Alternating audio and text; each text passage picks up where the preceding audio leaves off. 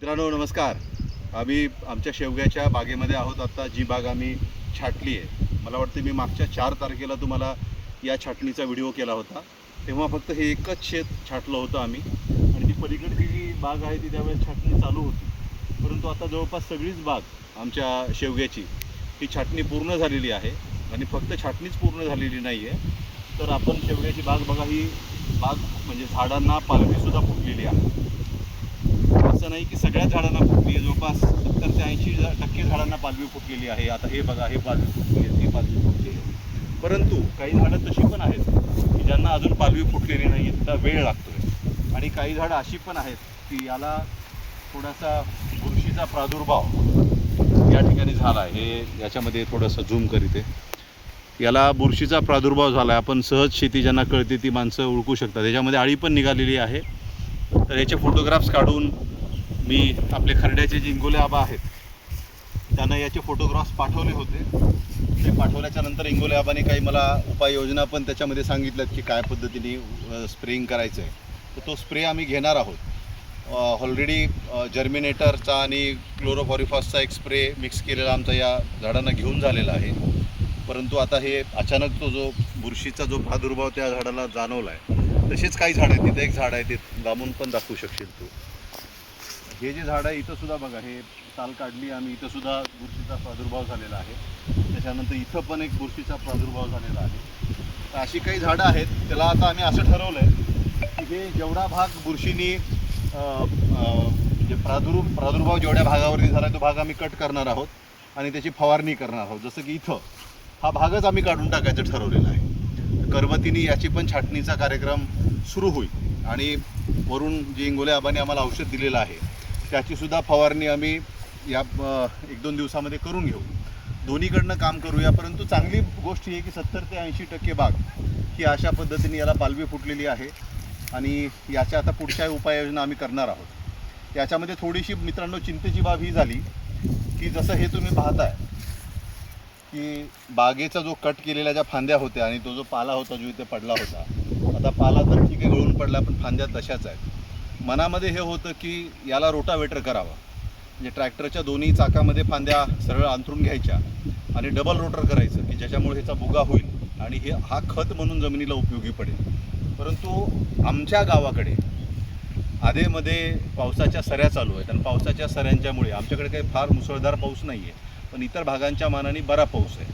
पावसाच्या सऱ्या येत आहेत आणि जवळपास रोज पावसाची सरी चालू आहे. त्यामुळे जमिनीमध्ये ओल आहे आणि जमिनीमध्ये ओल असल्यामुळे आम्हाला त्याला रोटर करणं शक्य होत नाही आहे. तर आज हे जे बुरशी झाली या त्या ज्या गोष्टी झाल्या, तर मी आज असा निर्णय घेतला आहे की माणसं लावून मी हे सगळं छाटलेल्या फांद्या बाहेर काढणार आहे आणि बाहेर काढल्यानंतर हे जे तण तुम्हाला आता दिसतं हे सगळं याच्यावरती तणनाशकाचा स्प्रे करून घेऊन ही पूर्ण जागा, ही पूर्ण जमीन ही तणमुक्त करण्याचा माझा प्रयत्न राहील. ते पुढच्या 8 दिवसामध्ये फवारणी असेल, ही फांद्या बाहेर काढणं असेल किंवा तणनाशकाची फवारणी असेल, ही सगळी कामं पुढच्या 8 दिवसामध्ये पाऊस जसं आपल्याला उघाड देईल त्या पद्धतीने करण्याचा आमचा प्रयत्न आहे. परंतु ही बाग साधारणतः नोव्हेंबर ते डिसेंबरमध्ये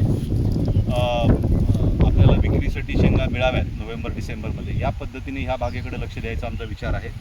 इंगोले आबांनी ज्या पद्धतीने स्प्रे सांगितलेला आहे त्या पद्धतीचा स्प्रे आम्ही घेतला आहे. त्यांचं दुसरं सांगणं असं होतं की आता हे जे मल्चिंग आहे याच्या ह्या बाजूने नांगर घालून घ्या म्हणाले, ते सरी टाकून घ्या आणि पहिल्यांदा या झाडाच्या इकडे एक टोपलं शेणखत, त्या बाजूला एक टोपलं शेणखत आणि त्याच्यानंतर सुपर आणि MOP, एकरी 4 पोते सुपर आणि 2 पोते MOP अशा पद्धतीचा बेसल डोस आम्हाला त्या सरीमधनं द्यायचा आहे. त्यामध्ये त्यांनी विशेष आणि वेगळं पण हे सांगितलं की ते म्हणाले की तुम्ही जेव्हा सुपर आणि MOP अंथराल तर त्याला माती आड करू नका, ते उघडंच राहू द्या. अशा पद्धतीच्या सूचना आम्हाला इंगोले आबांनी केलेल्या आहेत. आणि जसं मी मागच्या व्हिडिओमध्ये म्हणालो, मला इंगोले आबाच्या सक्त सूचना आहेत की यावर्षी माझं बोट किंवा माझा हात तुम्ही सोडायचा नाही, जे मी सांगेल तेच करायचं आहे. आणि मीही ठरवलं आहे, जसं मागच्या व्हिडिओमध्ये मी तुम्हाला सांगितलं होतं आणि इंगोले आबांना शब्द दिला होता की तुम्ही सांगाल तेच मी करेन, इतरांना कुणालाही काहीही विचारणं मी करणार नाही. जी काही अडचणी परिस्थिती माझ्यासमोर येतील ते तुमच्यासमोर ठेवेन. तुम्ही ज्या पण उपाययोजना त्याच्यावरती करायला सांगाल त्या मी करेन. जसं आता हे बुरशीचा आज आपल्यासमोर विषय आला तर लगेच इंगोले आबांना मी फोटो पाठवले, त्यांनी लगेच त्याच्यावरती काय फवारणी करायची तेही सांगितलं आणि ती उद्या फवारणी आमची सुरू होऊन जाईल. पण या बागेला नोव्हेंबर डिसेंबरमध्ये चांगल्या उत्पन्नाला आणण्याचा आमचा प्रयत्न आहे. काही कामं आहेत शिल्लक, मी नाही असं म्हणत नाही, परंतु ते पण पुढच्या 8 दिवसामध्ये जसं मी आपल्याला म्हणालो आम्ही करून घेऊ. पण बघा ना, छाटणी झाल्यानंतर इतक्या लवकर लगेच ही जी पालवी याला फुटलेली आहे ही खूप समाधान देणारी आहे. आणि 4 महिन्याचाच काळ आहे आता पुढचा, त्याच्यामुळे खूप वेगवान घडामोडी घडणार आहेत. पिकांचं कसं असतं मित्रांनो, 12 महिन्याची जी पिकं असतात त्यांना थोडंसं काम मागे पुढे केलं, 8 दिवस 15 दिवस मागे पुढे झालं तरी फरक पडत नाही. पण पीक तुम्ही जेवढं छोट्या कालावधीचं कराल, कमी काळाचं कराल, तेवढं मात्र तुम्हाला सतत रोटेशनमध्ये तुमची कामं ठेवावी लागतात. आणि तसंच आम्हाला या शेवग्याला सुद्धा रोटेशनमध्ये ठेवावं लागेल. या शेवग्याच्या सोबतच तिकडं जो 3 एकर शेवगा आम्ही आंब्याच्यामध्ये आंतरपीक म्हणून केला आहे त्याचीही आम्हाला काळजी घ्यावी लागेल. आणि नोव्हेंबर डिसेंबरपासून ही जुनी बाग आणि ती नवीन असलेला शेवगा ह्या दोन्हीही मागे पुढे विक्रीसाठी आमच्या शेतावरती उपलब्ध होतील, या पद्धतीचा आम्ही प्रयत्न करणार आहोत. इंगवले आबांना मला शेवग्याच्या शेतीमध्ये यशस्वी झालेलं पाहायचं आहे आणि त्यांच्या या सदिच्छेबद्दल मी त्यांचा खूप आभारी आहे. पण इंगोले आबा, मलासुद्धा तुमच्याकडनं जे मी बियाणं आणलं आहे आणि जी शेवग्याची शेती मी उभी केली आहे तिला तुमच्यासाठी यशस्वी करायचं आहे. जसं तुम्हाला मी यशस्वी झालेलं बघायचं आहे ना, तसं मलासुद्धा तुमचं बियाणं यशस्वी झालेलं माझ्या शेतामध्ये पाहायचं आहे. ही तुम्ही जे आयुष्यभर शेतीसाठी झटलात, बियाणे विकसित केलं, अभ्यास केला आणि आज अशी तुमची परिस्थिती आहे की तुम्हाला फोन जरी केला किंवा फोटो जरी पाठवला तर एखाद्या BSc ॲग्री किंवा MSc ॲग्री झालेल्यासुद्धा व्यक्तीला लाजवेल अशा पद्धतीने फटाफट इंग्रजी नावं असलेली औषधं किंवा खतं तुम्ही ज्या वेगाने पुढून सांगता ते ऐकल्यानंतर खरोखर तुमचा खूप अभिमान वाटतो. आणि तुमची ही जी जीवनभराची जी तपश्चर्या आहे तिचं फलित म्हणून हे बियाणं तुम्ही विकसित केलं आहे, जे की बियाणं माझ्या शेतामध्ये उभं आहे.